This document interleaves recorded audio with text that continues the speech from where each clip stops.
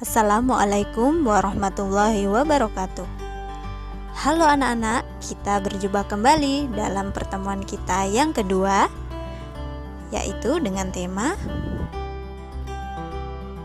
yang pertama, kerjasama dalam bidang kehidupan sosial politik.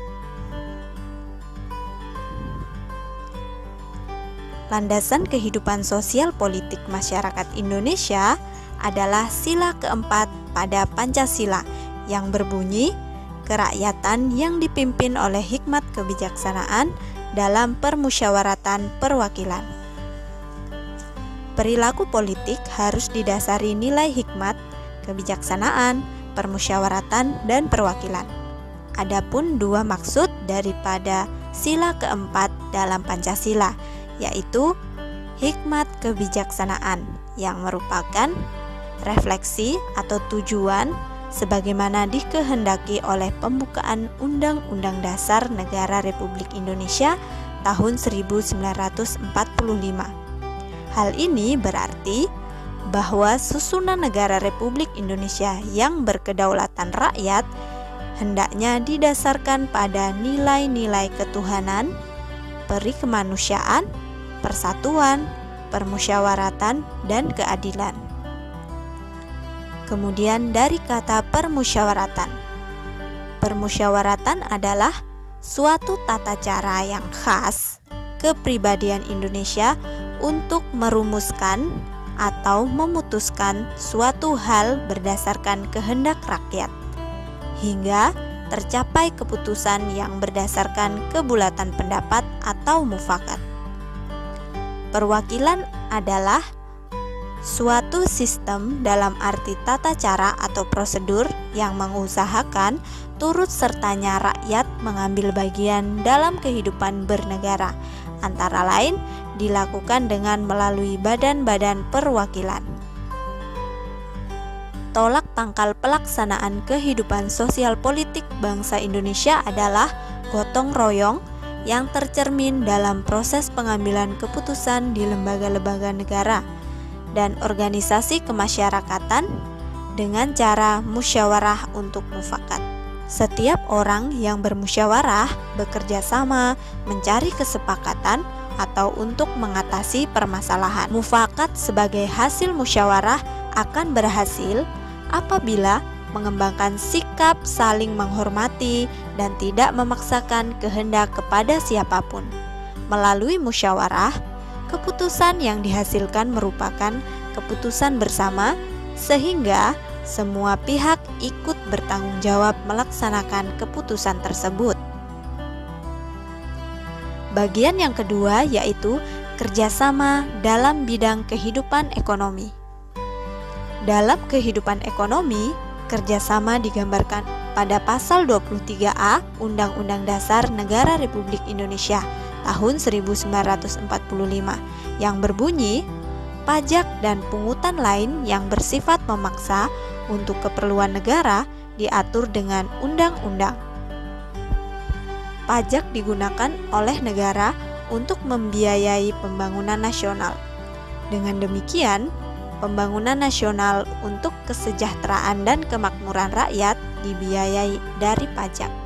Setiap wajib pajak secara bergotong royong membiayai pembangunan nasional melalui pajak yang dibayarkannya.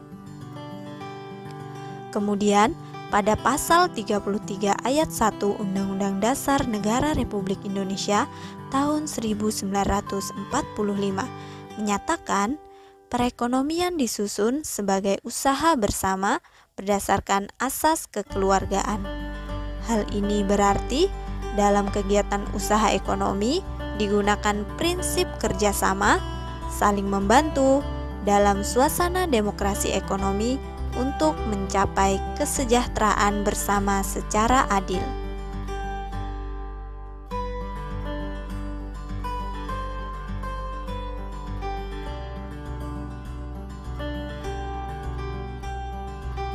Dalam gotong royong membangun perekonomian nasional tersebut terdapat semangat kekeluargaan, kerjasama antar anggota, dan tanggung jawab bersama untuk memajukan kesejahteraan anggota dan masyarakat.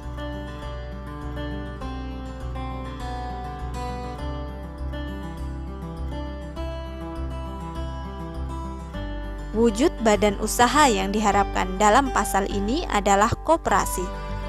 Sebagai badan usaha, koperasi beranggotakan orang-orang dan badan hukum dengan berlandaskan prinsip kerjasama dan kekeluargaan.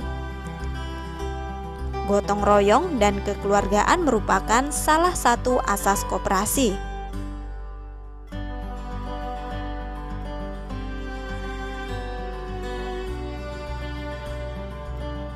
Keunggulan koperasi dibandingkan dengan badan usaha lainnya adalah sebagai berikut. Yang pertama, dasar persamaan, atau artinya setiap anggota dalam koperasi mempunyai hak suara yang sama. Kemudian yang kedua, persatuan.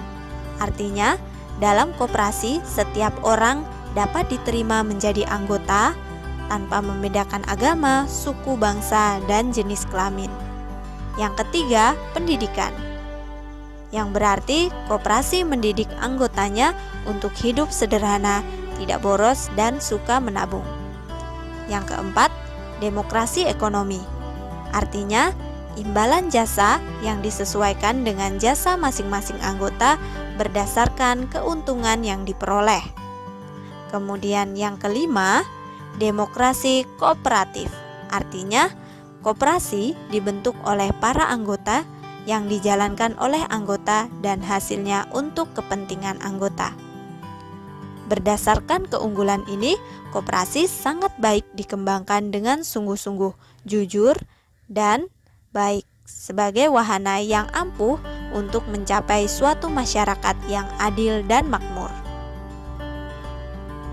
Nah, itulah tadi beberapa bentuk kerjasama yang dapat kita lakukan dalam bidang sosial politik maupun dalam bidang kehidupan ekonomi. Sekian pertemuan kita pada hari ini. Kita lanjutkan materi berikutnya pada pertemuan ketiga. Terima kasih telah menyaksikan video ini. Mudah-mudahan materi yang disampaikan dapat kalian pahami dan dapat bermanfaat untuk kita semua. Assalamualaikum warahmatullahi wabarakatuh.